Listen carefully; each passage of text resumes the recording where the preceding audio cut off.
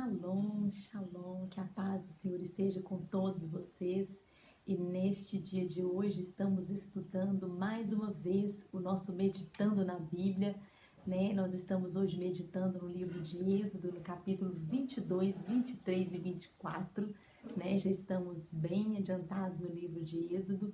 E hoje, né, esse livro, né, esse capítulo especificamente que estamos meditando hoje, ele fala a respeito das leis, né, das leis que o Senhor deu a Moisés ali no Monte Sinai. E exatamente esses capítulos são a continuidade dos 10 mandamentos, né, que foram escritos nas tábuas dos 10 mandamentos. E aqui, né, nós podemos ver que os 10 mandamentos, eu vou mostrar para vocês a réplica de uma tábua, né, dos 10 mandamentos. Ela tinha o lado direito, que no caso é esse, que para você apareceu ao contrário, por causa da câmera, tá? O lado direito e o lado esquerdo. O lado direito dos 10 mandamentos, que são os 5 primeiros mandamentos, eles são os mandamentos relacionados entre Deus e o homem. São mandamentos que nos faz relacionar, são mandamentos que o Senhor nos pede para nós e Ele, né? É um mandamento relacionado entre nós e o nosso Criador. Porém, os mandamentos que estão do lado esquerdo, eles são mandamentos relacionados ao homem e o seu próximo, tá? Então, os outros 5 mandamentos, eles são relacionados a nós e ao nosso próximo, né? O que nós não podemos fazer com o nosso próximo. E aqui Deus mostra, né? Você pode ver que todos os dois foram escritos no mesmo tamanho, no mesmo formato das pedras, né? Aqui é uma réplica de como foi a pedra dos 10 mandamentos.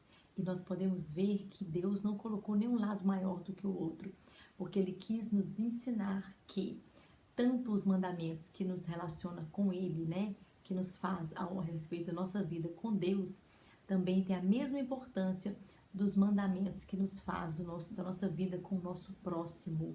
Então não é porque um é melhor do que o outro, mas ambos têm a mesma importância para Deus.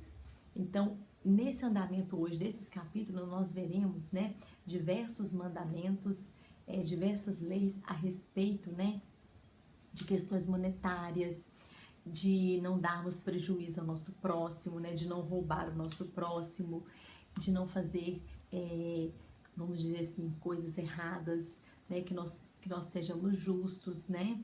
E aqui fala também, se você emprestar dinheiro para alguém, não é permitido que a gente cobre juros, né? O Senhor não nos dá essa autorização para nós cobrarmos juros. E Ele diz que quando você empresta o dinheiro para alguém, empreste como se você estivesse dando esse dinheiro, ou seja, não venha cobrar esse dinheiro dessa pessoa, não.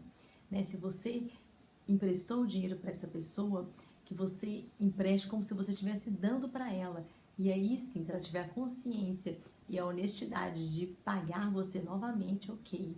Mas caso contrário, que você não fique sufocando nem cobrando essa pessoa, mas que essa pessoa tenha consciência de pagar aquilo que ela está devendo ao seu próximo.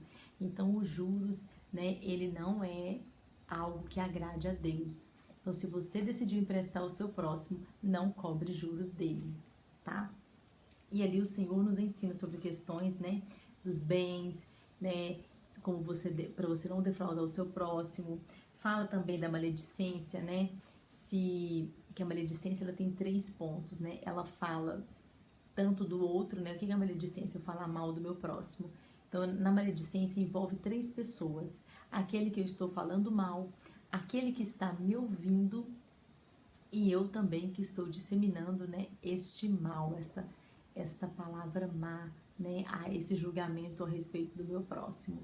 Então o Senhor diz, né, que a gente não acompanhe, que a gente não dê ouvido para maledicência, né, e que também a gente não acompanhe, né, a maioria para julgar os outros, né. Então muitas das vezes nós temos que ter essa vigilância, porque senão a gente entra juntamente com a maioria e começa a julgar as outras pessoas, né? E como o próprio Jesus nos ensinou, nós não devemos julgar aos outros, mas nós devemos examinar a nós mesmos, que nós julguemos a nós mesmos, mas não julguemos o nosso próximo, porque nós não sabemos como está a vida dele, por que ele passou por aquilo, por que tudo aquilo sobreveio sobre a vida dele, né? Então não compete a nós julgarmos ao nosso próximo. No capítulo também, no 23, o Senhor começa falando das festas, né? Quais festas que deveriam guardar, né? Dos pães não fermentados, das primícias. E ele falou com Moisés também aqui no 23, 20, né? Eis que eu envio um anjo diante de ti para te guardar no teu caminho, para te levar ao lugar que aprontei, né? Que lindo, né? O cuidado de Deus, dando ordem aos seus anjos para acampar ao redor de todo o povo. E no versículo 25, aqui no capítulo 23, versículo 25, o Senhor diz assim: e servireis ao Eterno vosso Deus, e Ele abençoará o teu pão e a tua água, e eu tirarei toda doença de ti. Né? Aqui não fala servirei no singular, mas fala no plural. Então, servireis, ou seja, a oração individual, ela tem muito efeito, ela é super importante, mas a oração e o serviço no coletivo, no plural, ele tem uma elevação espiritual muito mais forte do que uma oração individual.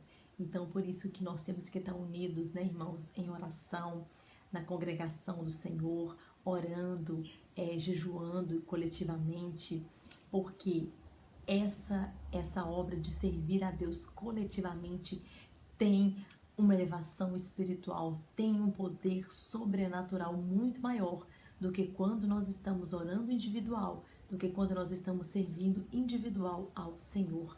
Porque Ele deixa bem claro: e servireis ao Eterno vosso Deus, e Ele vos abençoará o teu pão, a tua água, e vai tirar de você toda doença, e vai tirar de ti. Então, ou seja, né, que nós possamos unir em oração, vamos congregar juntos em união, em oração, em jejuns coletivos, para que nós possamos vencer, né, todas as pestes, todas as enfermidades, para que possamos também ter do Senhor essa bênção do pão e da água, da provisão que Ele tem para nossas vidas.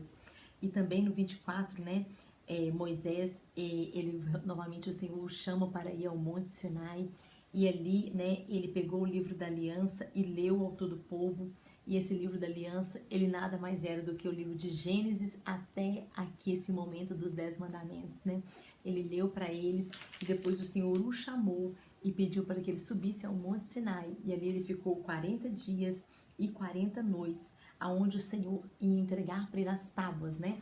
Essas tábuas que nós vimos aqui, simbolicamente, e o Senhor, ele ia detalhar para ele toda a Torá, né? Toda a palavra do Eterno que o Senhor deu para ele, todo o livro da aliança, né? Que lindo, né? Somente o Senhor pode fazer isso. Que o Senhor abençoe a todos grandemente, em nome de Jesus.